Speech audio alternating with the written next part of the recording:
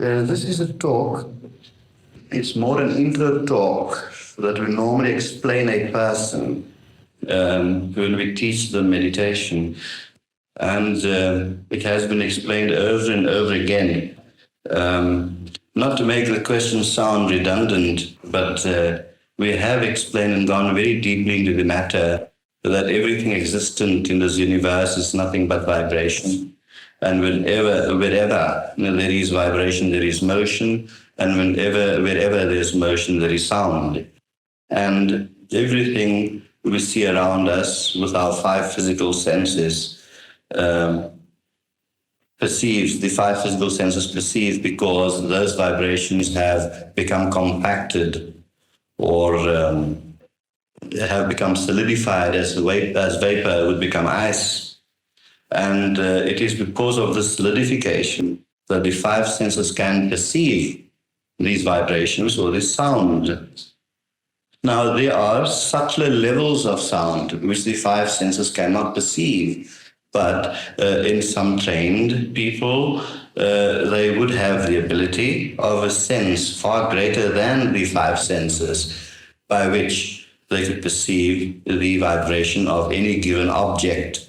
Could be the stable, it could be a human being. Now, the sound that is emitted by a person in our case would be the sum totality of his existence. In other words, what he is today is represented by the sound he emits. And that sound can be perceived, it can be seen as well as heard. Of course, that is psychically speaking. And it is on that sound basis, if a mantra technique is given, it is on the basis of that sound of the person's own vibration that a mantra or a sacred word is given. And if the mantra is based on the person's own vibration, naturally it will be harmonious for him. Now, the mantra would also incorporate the very impulse, since he became an individualized being. The analogy we can use would be the explosion that occurred in the sun millions of years ago, and many parts of it broke off, which later we know in our solar system as the Earth and all the other planets, Mars, Jupiter, Neptune, etc. So likewise, the human being too, from its eternal source, parted momentarily. To us, it will be millions of years, but in cosmic time, where there's no time, it is not even a second. And so the mantra would incorporate at that moment when the individual soul parted from the universal soul and became individualized, that very action, that very motion created a sound.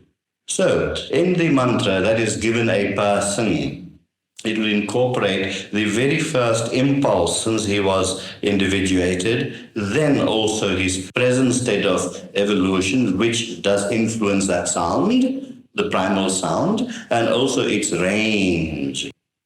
Every person has a certain capacity at the time of birth. One person, say for example, might be born with an IQ of 110, while another person with an IQ of 160. In other words, the innate ability that the person has or to say the charted seas that he can cover in this lifetime, given a certain amount of years.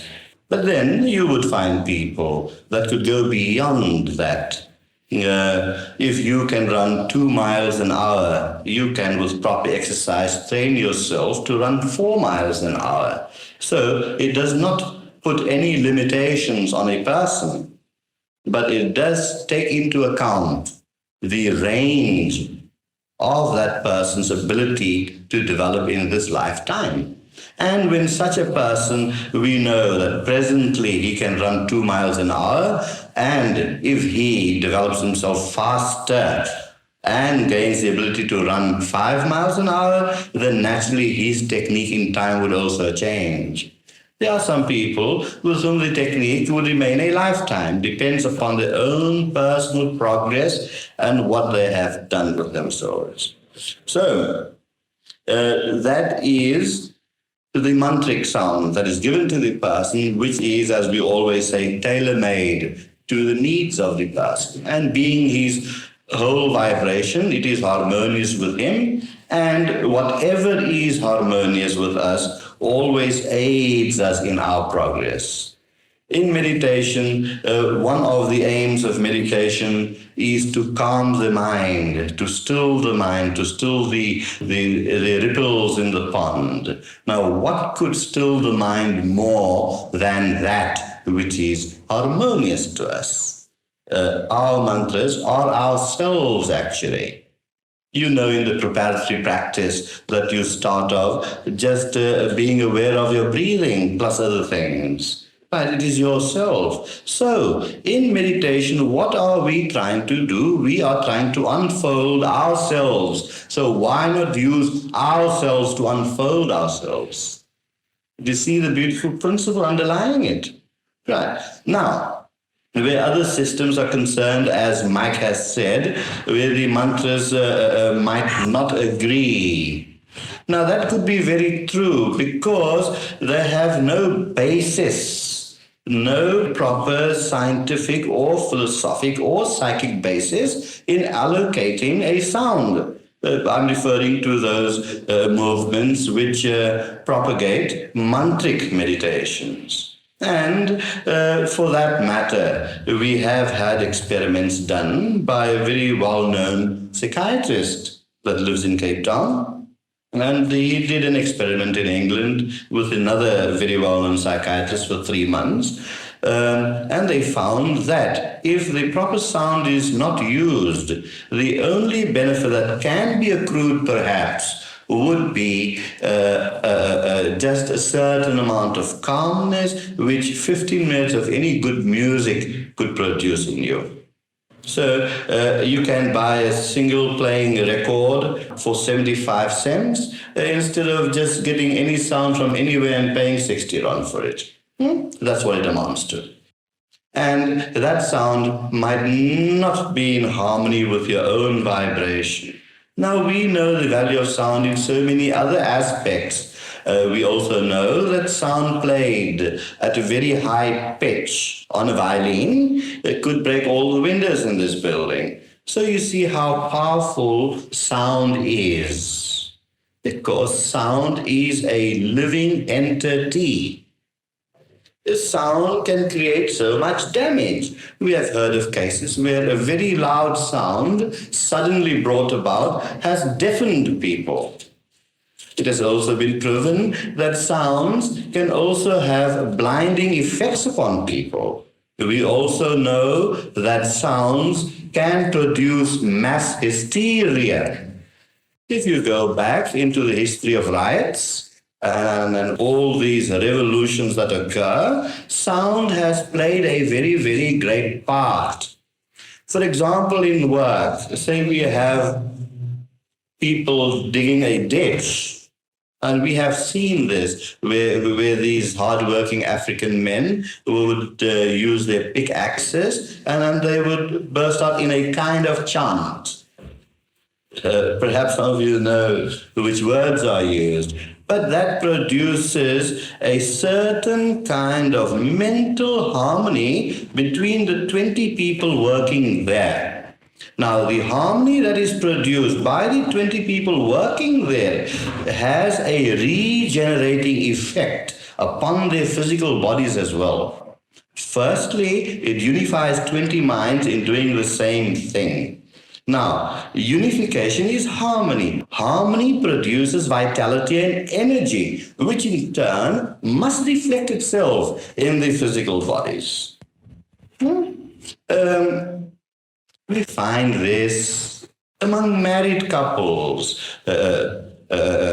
All kinds of sounds are produced. There is an instinctive thing in a person that automatically makes a person emit a sound. You get hurt suddenly, and you say, Aina. Do something like that. Fine. All our exclamation marks we have in all languages has a beautiful meaning. When you say, oh means a lot. Oh means the sum totality of your surprise and pleasure that is within you. Now, this we would find not only in the English language, but in every language. So, when we get hurt, we produce a sound, aina, that signifies hurt. We feel the pain. And when we have some beautiful surprise or pleasure, we say, oh, right. Now, by just taking on a mantra which is not suitable for you, you might be taking on aina instead of oh. Do you see the point? Do you see the point? You would be taking upon yourself pain instead of pleasure. So therefore, it is an injunction of the Vedic teachings of thousands and thousands of years, old now, thousands and thousands of years, that any spiritual instruction, any spiritual practice must always be given by a qualified guru. Because spiritual practices are very powerful practices. And even in their utmost simplicity, they generate a fantastic power, as all of you that are meditators have experienced. So therefore, we have to be very careful.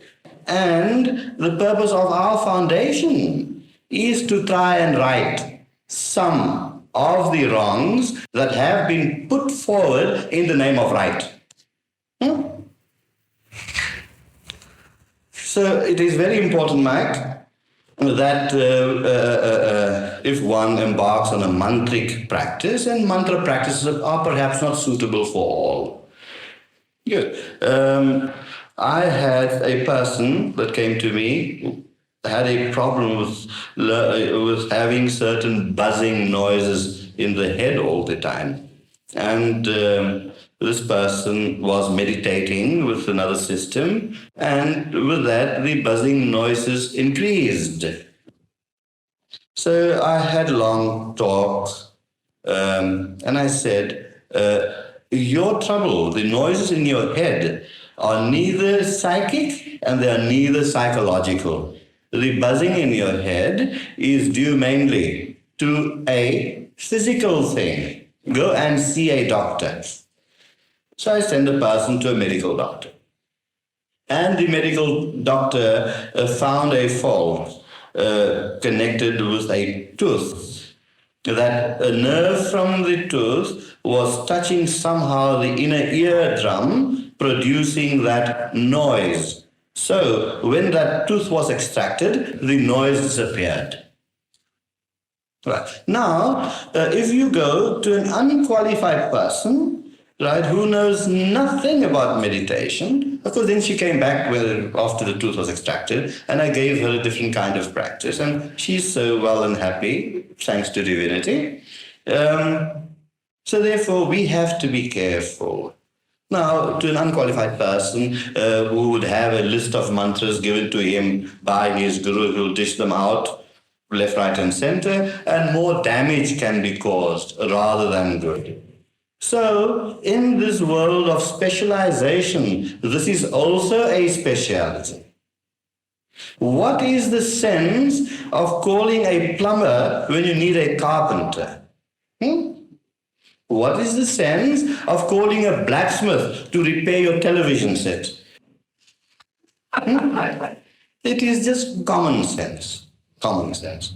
And although they say common sense, it is really not so common, unfortunately.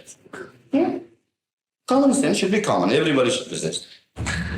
It's fine. So, Mike, to have the proper technique is important, and to be taught by the proper person is also important, because with the sound given, the guru imparts. The guru is a channel for divinity. He has acquired the ability to draw upon himself universal forces, universal energies, universal divinity, and as a channel with the practice given, he passes on those energies to the person. That is why our meditators are so successful. That is why our meditators can go into such deeper meditations. Because it is not only their meditation, but there's also this divine energy poured through the medium of a guru to the meditator. There is that human impulse that is so important. That is so, so important. And that is why it works so well. Every time a meditator sits meditating, he is not only finding the harmony within himself, but that harmony is enhanced by the divine energies he is pulling to him. He becomes a magnet where automatically the Shakti, this energy, descends upon him. So here, two forces are at play. What a beautiful combination. Your little effort and the rest done by him. So therefore, it is said through thousands of years that if you take on a spiritual practice, it must be given by a spiritual person. By a spiritual person. For the television, you get a television technician. For the spirit, you get a spiritual man. Right. For the body, go to the doctor. Right. And for the tap, you get your plumber. It is so simple, common sense. Does that satisfy you, Mike? Good. Good. What excuse could there be in saying that, well, a lot of the mantras say that would be given out on a non-spiritual basis are called bija mantras or seed mantras, but they're all root names of divinity. Mm-hmm. And divinity could never be Aina to anybody. Is that a valid thing? Not, obviously not, but... it is not divinity that is used, but it is here, do not mix up meditative science with the theology behind meditation. But in theology, you would think of the divinity. And when even a bija mantra, seed mantra is given to you, which is based on the name of a divinity, you are unaware of it. You that have made further studies, perhaps, or have been with other movements, know that. But if you initiate someone and the meditator asks you the meaning, you say, no, the meaning is not important. You would say that. It is the sound. So therefore, the sound is important, as you would know, and the sound has to be harmonious with one's whole evolutionary makeup, with our whole evolutionary status. Okay. Right. Excuse me, why use the name of divinity when the sound is important? You can say apple, you can say pear, you can say flower, rose, nothing wrong with that. Use the rose and become so identified with the rose that you become the rose. That too is meditation. But that is difficult. That is difficult. That with further advancement that can be done. That you will not only identify yourself with this rose, but with this whole room, with this whole city, with this whole country, with this whole world, this whole universe. And then you become the universe. But that's difficult. So let us start the easy way. Easy way, that's important. What is the sense of giving MA lessons to a sub-A child? Give the sub-A work. Give the standard one work, the matriculant matric work. And when he reaches MA, we'll see. Okay. Guruji, I've got a rather abstruse question, but it's to do with what we call reality. I was talking with Nijmala a week ago or something about probabilities actually being existent as much as what we call everyday life. In other words, for example, say you've got a choice to go this way or that way, and in your awareness you go this way, and that's reality to you. The probability is also continuing as just as much as a reality. And all these possibilities are simultaneously existent. Yes. Now, can this be said? In other words, if one somehow can switch on one's awareness to the path of progress of possibilities or probabilities, can they be as real to us as this here and now is? Now, why rely upon possibilities and probabilities for the purpose of progress? Why not rely upon certainties? Yes. We experientially, by very simple practice, can become certain of things. It might not, the mind might not be able to define it, but the heart will feel it. And you can feel certain. Fine. And then from the basis of certainty, let us then explore the possibilities and the probabilities. Now, what is possible and what is probable? Those two has to be based upon certainty. So what is certain has also a range. It has a probable range and a possible range. Because even certainty cannot be confined. Anything which is certain and that is subject to confinement, to limitation, then that certainty too will change tomorrow because it is limited. So through certainty, starting from the limited certainty to the universal certainty, we try to explore the range or the possibility of the certainty. Now, what do we do? So we start off going on the main road.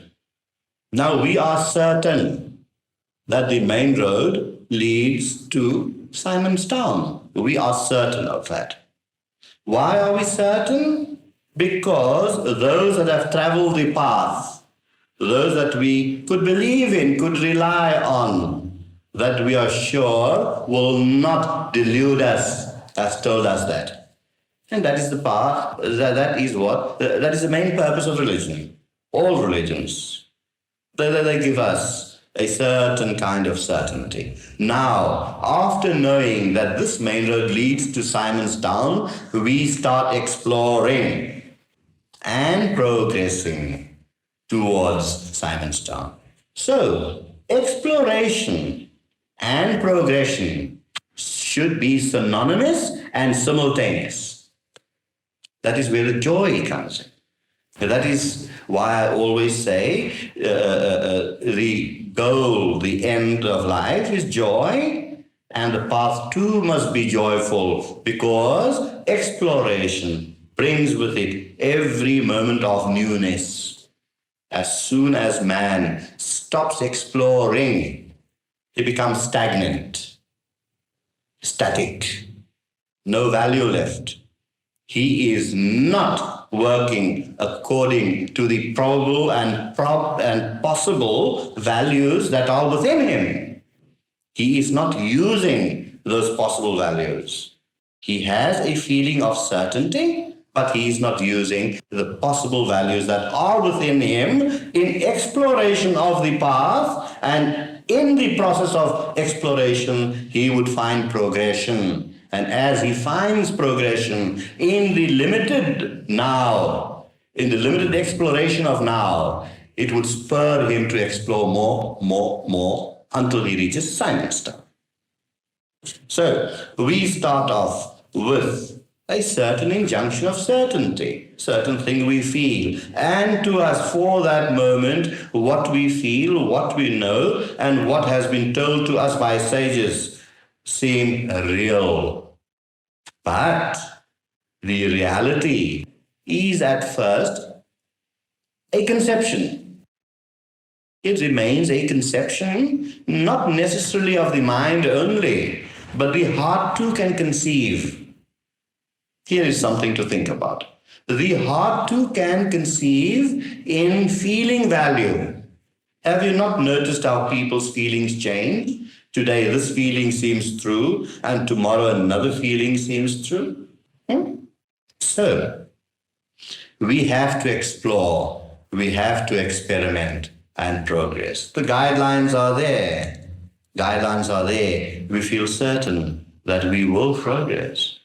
But people have to be spurred on to explore. They cannot reach Simonstown just sitting in Buitengracht Center. They have to walk, have to ride, have to take the train, bus, whatever. We have to do. Otherwise, we don't. If we don't do, we don't. So simple, huh? Good. So, to get back to your question, we have a certain innate feeling of certainty within us that there is something far greater than us. That we are the sum total of everything, and that sum total includes something far greater that as yet we do not understand. So we start exploring. And our meditations and our practices are means and ways of exploring until what is seemingly real today could become unreal tomorrow, until ultimate reality is reached. And then too, when ultimate reality is reached, one asks, is this actual? Even the seemingly real, even the real cannot be actual. You do remember our very favorite analogy that with clay you make a mouse, and with the same clay you make an elephant. Right. The mouse is real, the elephant is real, but what is actual? The clay. Good. So life is a progression, an exploration. And what we have to do is do our practices regularly, which helps us to explore. And with our practices, far and far greater vistas of the mind open up to us. Far and far greater awareness dawns, greater and greater perceptions dawn. And we feel them. We learn to know them then. We really know them because we start living them. So what was real yesterday is not necessarily real today. And yet, if the rose is still the rose of yesterday, we, with our progress, will find greater beauty in the rose, a greater perception, a greater depth. The 2 dimension becomes 3-dimensional, and the 3-dimensional become 4-dimensional. That is progression. And that we have to verify ourselves. The sages and the gurus and the rishis told us this, that this is the path. Do not take it at face value only. Take it as the first impulse, a guideline. And as you progress, you would say, my guru was right, the rishi was right, because I have too found it so. So, all progress, all going from certainty to the various realms of the possibilities and probabilities, we have to verify it ourselves. We can only evolve ourselves. Nobody can do it for us. Others, guides, can help. That's all they do. They help. They kindle the spark. They fan it a bit so the spark doesn't die away. They fan it until the flame becomes so strong that it doesn't need the wind anymore. It finds its own impetus to burn. That is the duties. That is what is done. So, from the little certainties given to us, we progress, explore, until we explore its fullest range of possibility. And then we have reached the goal. Then we have reached. Okay. It's accepted commonly now that even the most intelligent of people use only a small percentage of their brain capacity. Now, in the sort of path of evolution you've described to us, as far as I understood it, one expands heart qualities, and as one goes along, life becomes more simple. Now, what I'd like to know is, why have human beings developed the staggering brain capacity which they have, which they don't use? Yes, it's a very, very beautiful question. Very profound indeed. why does a human being only use 10% of his brain instead of 100%? Now, brain today, let us rather call it mind. The brain is just an organ. The mind might find the brain as a channel to use itself. But the question is, why does a person use 10% of his mind only when there's 100% capacity? Let us straight to this one. Although man has the ability, you have noticed in an accident, a man is under his car repairing. Something happens to the jack and the car falls on the man's chest. At that moment, his wife is there and she develops an superhuman strength to lift up that car and help the husband out. This has been experimented upon and this has been known. How come this happened at that very moment? Because of her love for her husband, which is so great that she developed the strength of picking up the car to help the husband. Yet normally she can't pick up a teacup. Why? Has that woman not got the innate ability, the innate strength in her to pick up that car? She has, but been unused. Our problem with humanity is this, that we do not use and neither do we make any effort to use more than the 10%. Life has become so routine to people that get up in the morning, go to work, come home, eat, sleep, get up again, come. A whole routine. They are not concerned in exploring the mind. Man can use 100% capacity of his mind if he wants to explore, but all his activities are mostly centered on the physical level. To them, mind does not matter. They have to use their minds, but mind does not matter.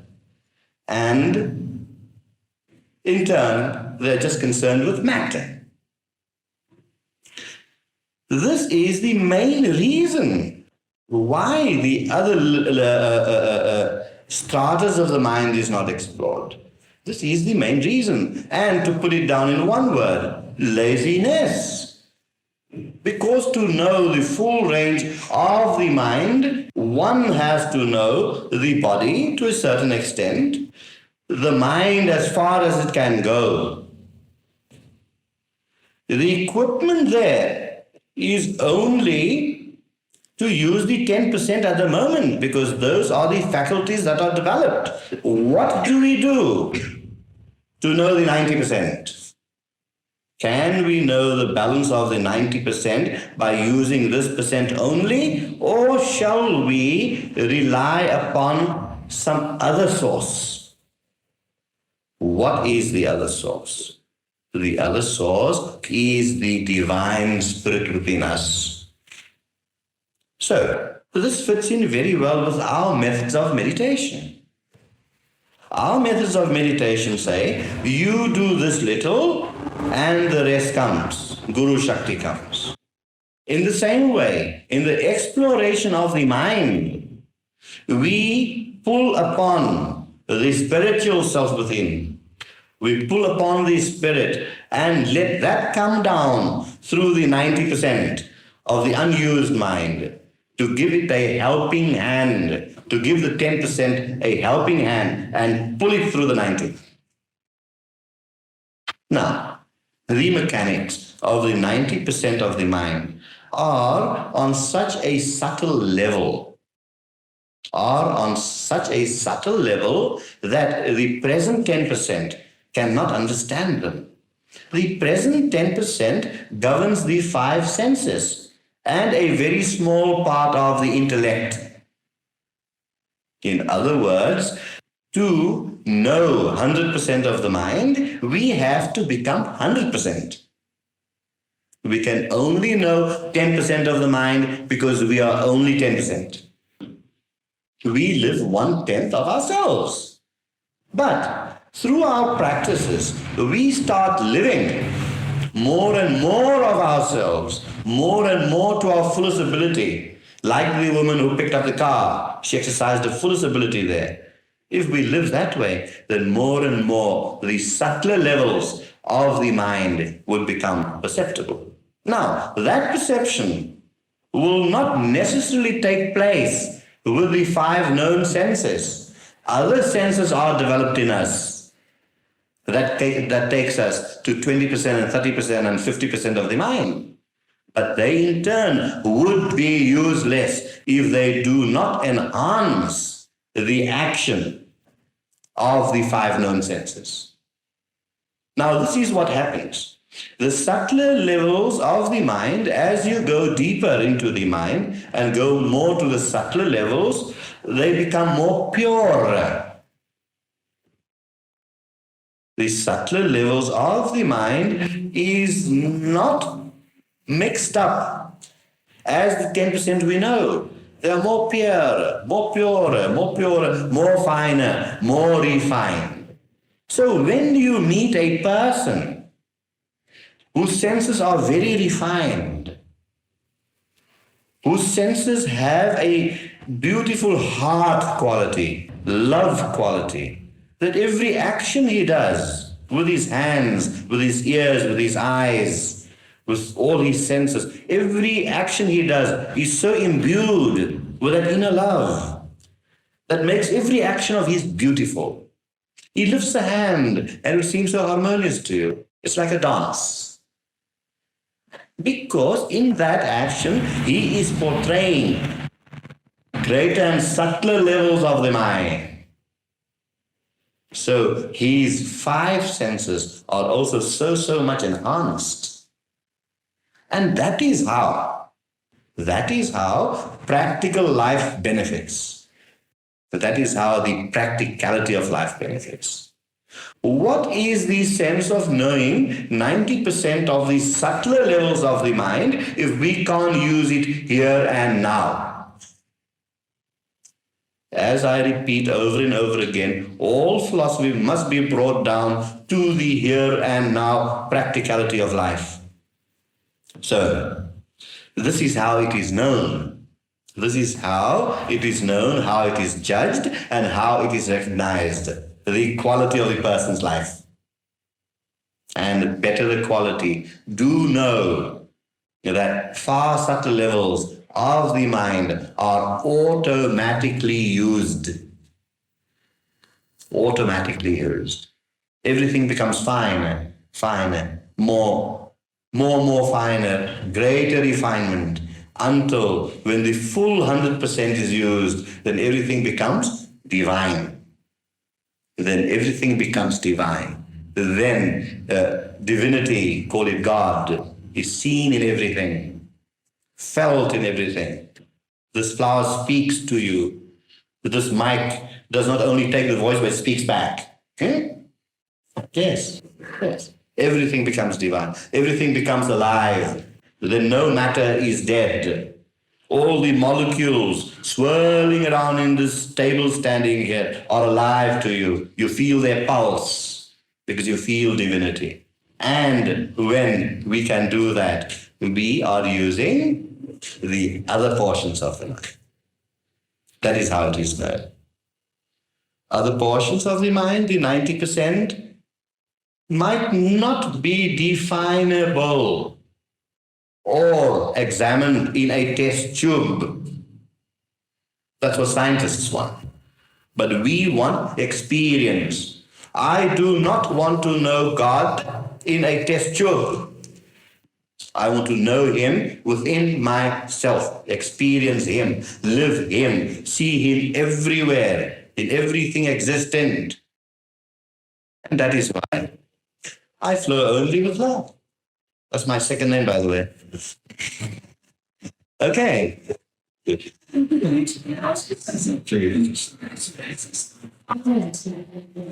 seen on a page of suspense the small lady during this process one reaches a state of oversensitivity. But one actually gets affected adversely physically by what one could say negativity and criticism or any such unpositive attitudes or vibrations, even not to use too common language. True. And is this sensitivity a period that will pass? Because No. actually and be Very true. Now the question is that as a person develops on the path of spirituality, one becomes more sensitive, oversensitive, and these could make a person ill.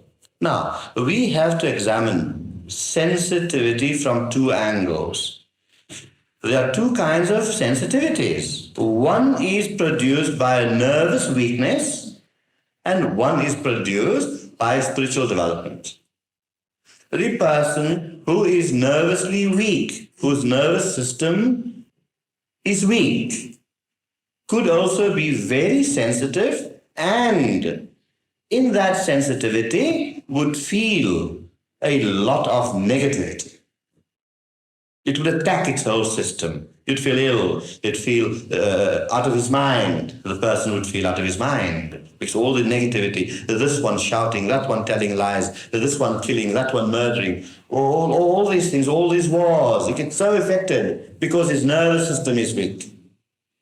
But the person who has developed sensitivity because of spiritual evolution, to that person, he is extremely sensitive to everything that happened. He is sensitive even to a person's a flicker of the eyelid. He's sensitive to it. But in all the wars, in all the killings, in all the things happening, does not affect him adversely because he feels that in all of those actions, there's a hand of divinity. One kind of sensitivity because of nervous weakness makes you ill, demented too perhaps. But sensitivity produced by high spiritual development, you still see the same things, the same actions, the same negativities in the world. But you will say that even in negativity, there is a hand of divinity. And that person, the spiritual developed person, feels that divinity. And that is what is meant in the Bible when it says, when Christ says, if they smack one cheek, give the other cheek. Because in the very negative act of being smitten on the cheek, Christ would find divinity there. I have been slapped by God. God, please slap the other cheek too. So that's what it is. So, one kind of sensitivity. Now, who doesn't want to be slapped by God? I wouldn't mind if he spanks my bums. Yes. So one kind of sensitivity is the product of weakness. The other kind of sensitivity is the product of strength. And the sensitivity, which is the product of strength, would always be joyful. But as embodied human beings, we do get taken aback momentarily. It's a little shock to our systems. But then immediately we recover and say, no, this is okay. So what? But the weak person, somebody says one little word to that weak person who is nervously weak, and that person will start worrying, lose a couple of nights' sleep. And the person that said that could be dead, gone, and buried by now. And yet this person, would keep on worrying about it. Because he said, your makeup is not nice. How stupid. Yes. So, one is the product, one sensitivity is the product of weakness, and the other sensitivity is the product of strength. Right. Now, if this person said your makeup is not good, then to this spiritual person would say, perhaps he's right. Let me have a look in the mirror again. Perhaps I don't need any makeup at all. Huh? Let me make up my life with love and divinity. That's the best makeup. Okay.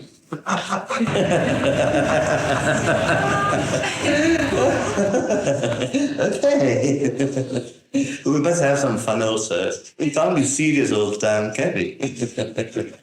Life is love and laughter. The 3 L's. Life, love, laughter. Equals joy. Oh, it's love, laughter. Divinity is full of love. Why is there so much dissension and fighting and warring and all the time? Why can't it just be so easy to love? If divinity is full of love, why is there so much fighting and so much evil? Why is it not easy? Now, who makes it difficult? We have to ask that question. Does divinity make it difficult, or do we make it difficult? We make it difficult, but aren't we supposed to be made the same as God? In the image. In the image of God? Yes, man is made in the image of God, but what man?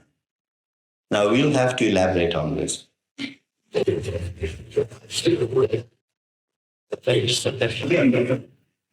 question. It's a very profound, you would not realize this, but this is a very profound philosophical question. And many philosophers, 99.999 of them, have failed on this question. Believe you me. Right. Now, if man is made in the image of God, then why is man unhappy? Something like that? That's the gist of it, I think. Now, which man is made in the image of God? The 10% man that we've discussed just now, or the total man? When we become the total man, then truly we are in the image of God. And that is why we have to be so regular in our spiritual practices to gain that totality, so that our minds, bodies, and spirit function as one total unit. So it is true, the Bible says a very great truth, that man is created in the image of God. Right, but what man? The total man. If God is total, then his creation is total too. But we have made it so that we do not function as a totality. You have a 6-cylinder engine and you ride your car on 2 pistons, 2 cylinders. That's not going to give you good service. First, it's going to use up more petrol than necessary. More energy is lost. So now how do we repair the other cylinders? We have our practices. By that, by being regular, they get repaired. That's the mechanic's job. The car gets repaired and it runs smooth. Fine. That was sure like to go longer on this. Papaji, Yes. the question now must be, if God created man whole, complete, then why hasn't he remained that way? Why did he come playing around as a field of stupidity or weakness? Very true. Very true. Very true. Now, if God has created man, it's a very good question. If God has created man complete, then why is man so incomplete? Fine. Now, we have to differentiate what creation is. Is there a creation? We have to ask that question. Who creates? A poet writes a poem. Why does he write a poem? To express himself. Why does he need to express himself? Because he's unfulfilled. And in expression, he is finding fulfillment. An artist paints a picture, creates a picture. Why does the artist create the picture? To find fulfillment. Because the artist is not completely fulfilled. Therefore, there is the compulsion in the poet, the artist, or the musician to create. But once the artist or the poet or the musician becomes a totality, which means fulfillment, then the need for creation would cease. Because that artist, poet, or musician would not need expression because it is expression itself. Now, let us not use the word creation. Let us use the word manifestation, which is a different thing. Manifestation is a different thing. Creation is something done by will. Manifestation is something automatic and spontaneous. Fire. Its nature is heat. Fire. Its nature is to give light. Fire, in this sense, manifests heat. It is its nature. So, we are of the nature of God as heat is the nature of fire. But now, the heat cannot burn you, but the fire can. If a fire is burning in that corner of the room and we feel the heat here, it is not burning us. We will be burnt, only consumed by it rather. Burning has other connotations. Consumed by it if we go into the fire. That means the manifestation becomes one with the manifester. So we are using different words. Creator, creation. Manifester, manifestation. So it is the nature of divinity to manifest itself. It is the nature of divinity in one sense, at the one end of the scale, absolute. At the other end of the scale, so relative. Yet, how can we have heat without the fire? It is part and parcel of each other. Or how can we have fire without heat? So, manifester and manifestation is one. Now, who says man is imperfect? If divinity is perfect, the manifest is perfect, the manifestation too is perfect. Oh yes. The heat produced by the fire. How can we say the fire is perfect and the heat produced by the fire is imperfect? This is where our own thoughts come in. We think that we are imperfect. The day man realizes to himself that divinity is within me and I am divine, when he realizes this, his imperfections will disappear. His imperfections will disappear.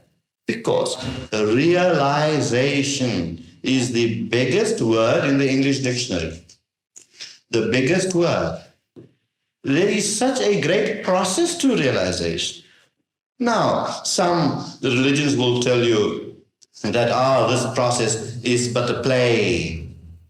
Some rishi or someone will say it is the play and the display of the divine. Why must the divine play and why must it display? Why? Why must it do it? Does divine need to play and display as the poet, artist or musician needs it? The play and display comes because of perfection. Divine does not need to play and neither display, but its nature is such. It is this nature of this flower to bloom. This flower is not blooming to display itself. It is its nature to bloom. And in its blooming, we see that divine too is total. So we see that the manifested is part and parcel of the manifester. And even the manifester cannot be total without the manifest. God exists because we exist. We exist because God exists. We form a totality. So when we talk of the totality of man, God is included. God is included in the totality of man. He resides within. The Bible says, kingdom of heaven is within, not somewhere upstairs. We've only got 7 floors here. Let's just finish on this. Sorry. We made a joke to take a breath. Yes. So the kingdom of heaven is within. Fine. And a total man, very few in the world, but you have total men. You have total men. That in their very life, in their very breath, they are expressing their minds, bodies, and spirits simultaneously as one complete whole. And those that have eyes can see such a man. It is true. Those that do not want to hear cannot hear. Those that do not want to see cannot see. But those that can see will see. Huh? Seek and thou shalt find. Yes, it is there, Mike. It is there. Good. There's 100% man. Difference the 10% man in any way, even 10% man in minds and prayers, can 100% man be able to lift or raise a level of awareness? Can the 100% man lift the awareness or influence the 10% man? Now, has the 100% man any need to do that? Because in his 100%, your 10% is included. Because he is not apart from you. He is not apart. That is the man in total unity. So therefore, when teachers come into this world, they leave one little thing imperfect. They sit on the brink of unity and they have the choice to go either way, to merge away into the 100% totality, or else they leave a fraction of the percentage out, a small fraction out, so that they could come back and work and help. Therefore, they too, in the work they do, they find their expression not by force, but by choice. And that is their joy. You sit down to eat a meal. It could be dry bread and tea, fine, and it could be a king's feast. Now you would enjoy all those 50 varieties more, fine, instead of the dry bread. Now, that man who comes to work to help lift awareness, lift consciousness of people, he has the choice of eating the 50-course dinner. And he has a choice of eating the dry piece of bread and tea. To him, there is no difference. He is not governed by the small self so much that he would have a craving for the 50-course dinner. To him, it is the same. To him, it is the same. But yet, if he has the choice, he uses the choice of enjoying the 50-course. And in enjoying the 50-course, he becomes one with the varieties of the universe and uplifts slowly, gradually, uplifts all the time. Even by a breath, by a word, by a deed, by a gesture, there is something felt. Something has been stirred in the vibration. But then too, even possessing such a man, even possessing that power, he still has to obey the laws of nature. Last night, someone was speaking to me. A highly realized yogi can sit in the Himalaya mountains. Some enemy country might come and drop an atom bomb on India. This man, just by sheer will, by his control over matter, can make that bomb explode in midair. But he will not do it. He will not do it. Why should he do it? To you, that which seems so important, that a million lives are going to be killed, To him, it is so momentary. It's like you breathing and killing 1,000 bacteria every minute. Right. To him, the whole universe is his. So timeless, so limitless. So this would seem unimportant. He would see so far beyond that. The million people dying with this hydrogen bomb is in 50 or 100 or 200 years' time going to create a greater benefit for the evolution of mankind. He will permit a necessary evil in our eyes, a necessary evil in our eyes. He will permit that for a greater good. We sit here breathing.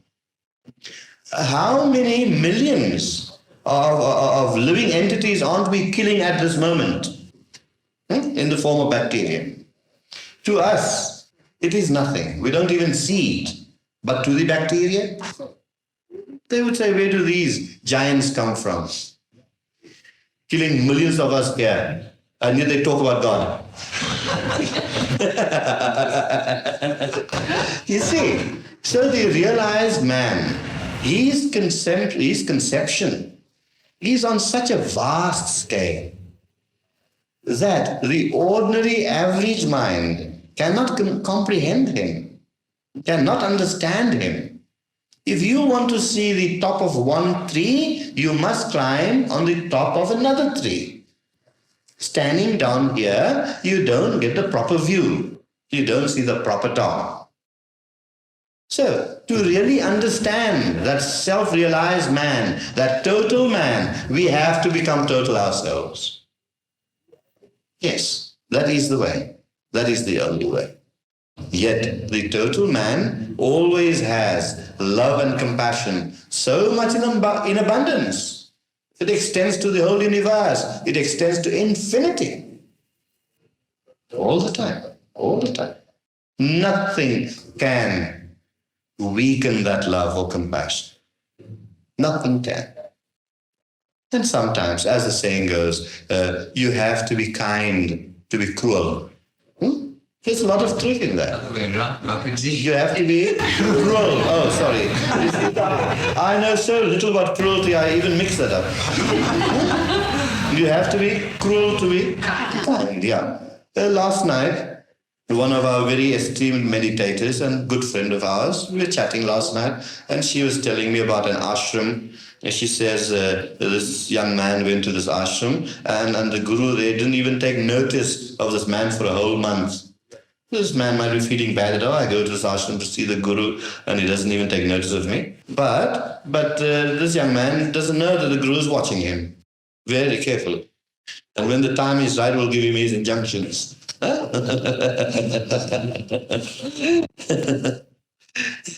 Next. Yeah.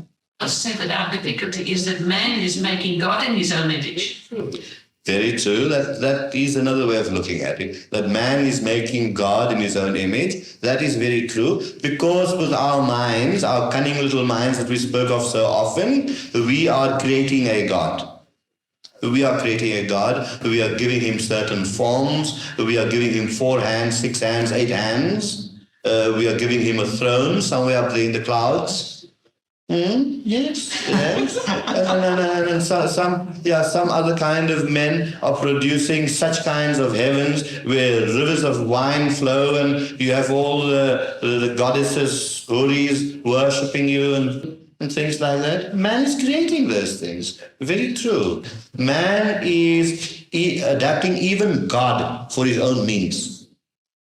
This is happening. That is very true. We even tie and twist and try divinity to fit our own conceptions. We do that, yes. We are even putting conceptions on the conceptionless. We are putting finiteness on that which is infinite. But then, these things perhaps are necessary too, for a man to understand better. And many people do progress through trial and error. It is the long way around, we know. but they do it as long as they have their attention upward, little away from themselves. Man's main trouble is himself. As soon as he takes his attention away from himself, from his own little mind, his own little body, to his real self, then it will be so much beneficial. In other words, stop being self-centered and centered in the self. Stop being self-centered, rather centered in the self. So these means the gods created by man's mind might be helpful to many people. To many people. It is not all people that can think or feel. Some people do need certain beliefs. There could be simple minds who might need certain beliefs for them to progress, to help them to center in the self, the big self. It helps them, it leads them on, and as they progress, the beliefs to change until they reach the stage of really knowing. When they reach the stage of knowingness, yes, that is true. All these things are helpful. As the saying goes, even the opposites are true. Even the opposites are true. And yet, in essence, everything is so simple. And as you know, my favorite one, it is so simple to be happy, but so difficult to be simple. That's our basic trouble, yeah. I always say that. That's our basic trouble. So simple, so simple. So beautiful. And everything that is simple is always very beautiful. Very beautiful. Could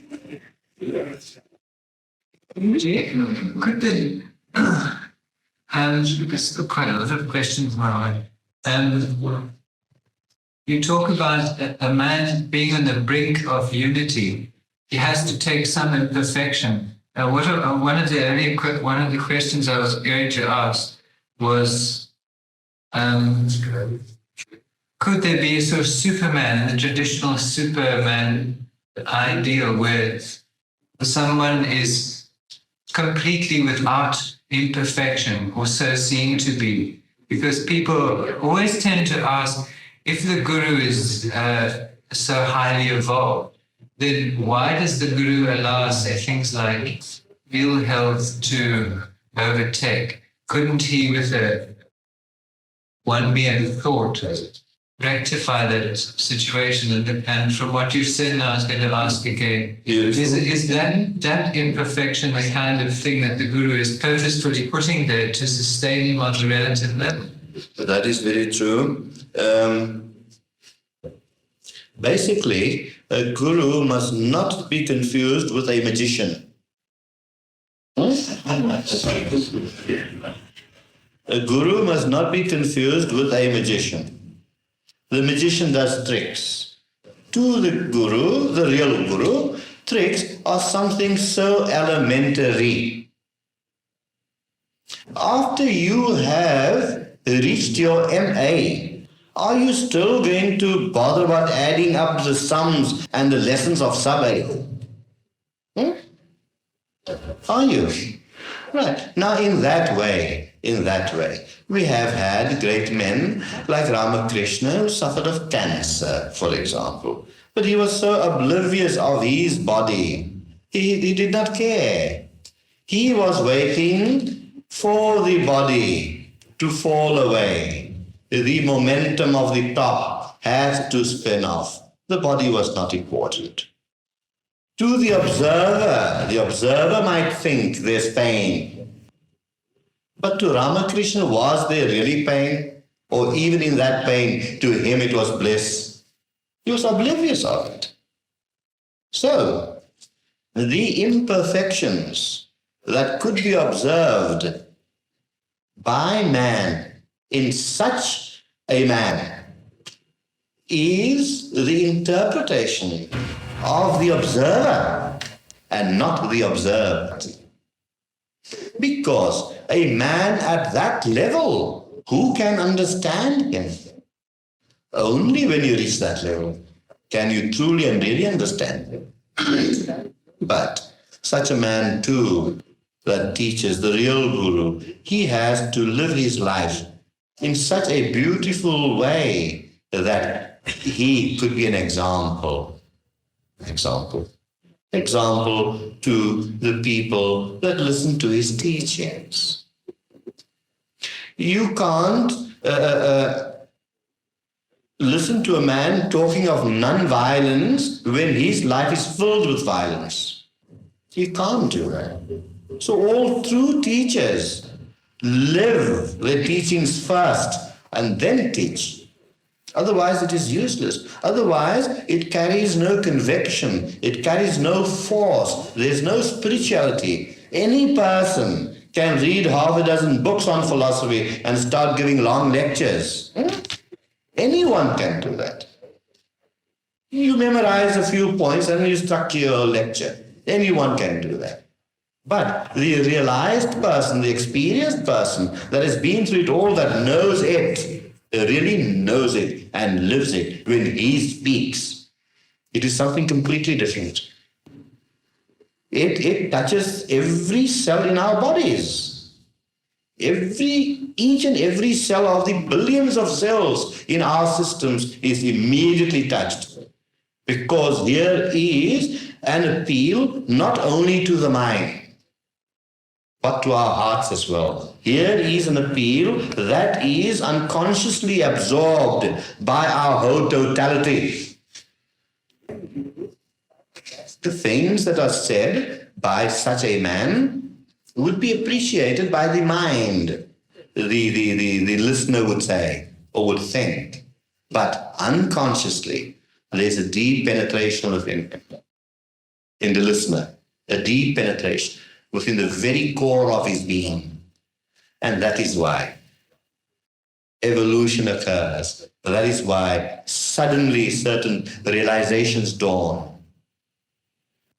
That we could say, why did I not think about this before? Because the realization that has dawned was not dependent upon thought.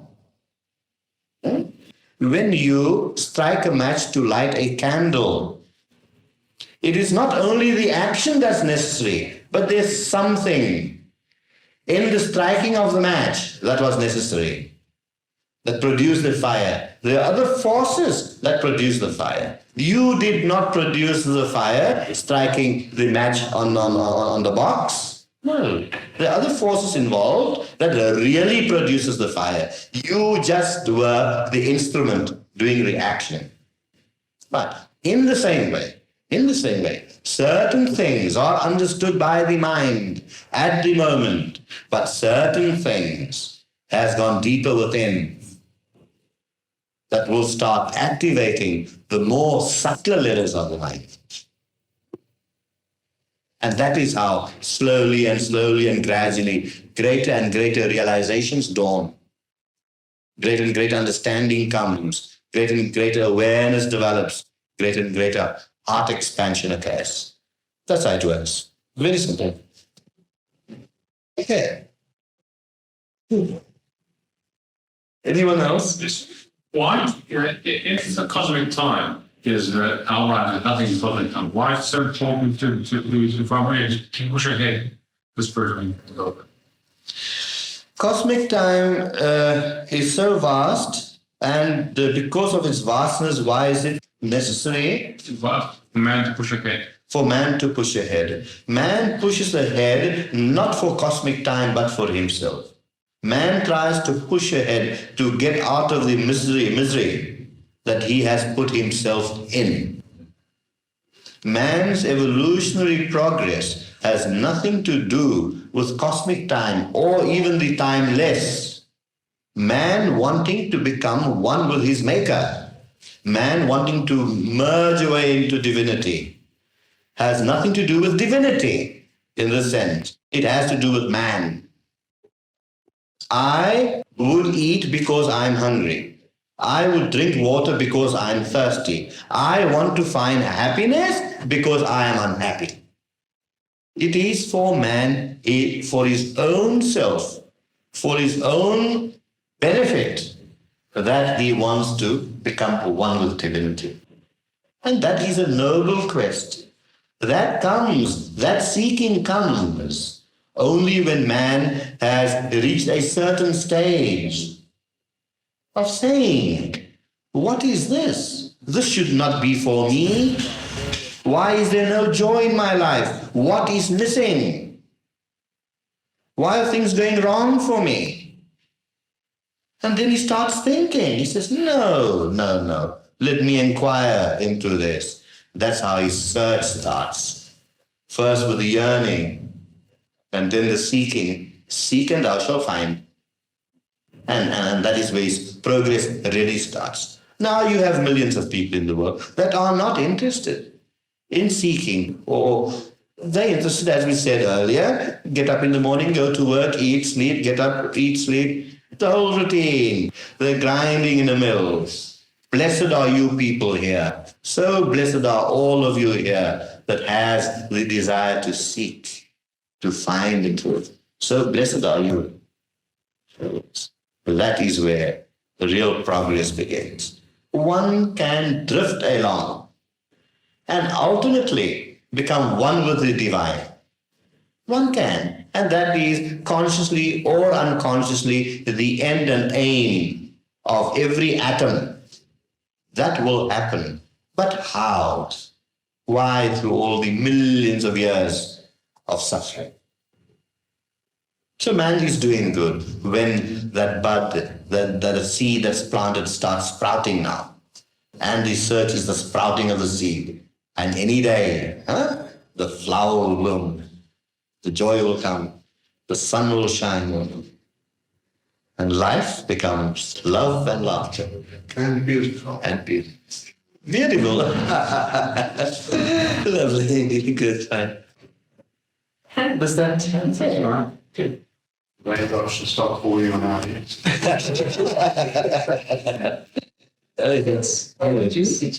Is there any difference between an avatar and a bodhisattva? I wouldn't know.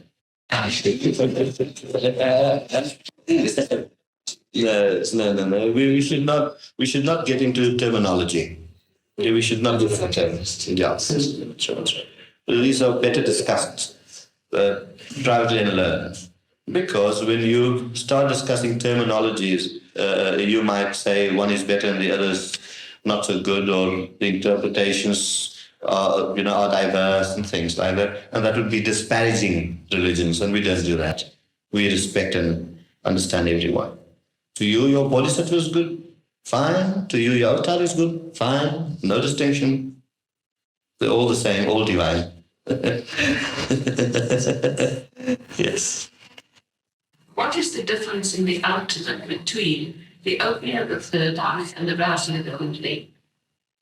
Is there a difference, or is it a different power, or is it a different realization? The opening of the third eye and the rousing of the Kundalini. You want to know what the difference is? Can you first tell us what the Kundalini is? Because someone doesn't understand, and I don't know. What the Kundalini is, would you like to play the tape for, I think we discussed the Kundalini last week, was it? Was it last week? Yes. You were not here. Now, if we repeat the same thing every week, it would... Yes. Yeah. So you could later on listen to the tape on Kundalini. The difference between opening of the third eye and the power of Kundalini is this, that the third eye can be opened by the power of the Kundalini, although it is not a necessity. The opening of the Kundalini, or the power of the Kundalini, is the rising of the divinity within us. In other words, we are becoming more and more aware of divinity within us. It is permeating our whole lives. And the real use of the Kundalini would be to produce greater and greater joy and bliss in us. If it's in the right way, in the right channel, and harmoniously developed. Fine. Now, with the rising of that, automatically the third eye or the Ajna chakra would open, but it is not a necessary must, because here in the Western countries, the opening of the third eye is so much associated with various kinds of siddhis. various powers of clairvoyance and this and that and all those things. So it's not a necessary must. It is a different power. It is all part and parcel of the same thing. Yeah, but how it is used. It's a second power. Yes, yes. A little tributary from the main river. Little tributary. It's the same water. Yeah. Shall we break the tea now? Okay. Good. Fine.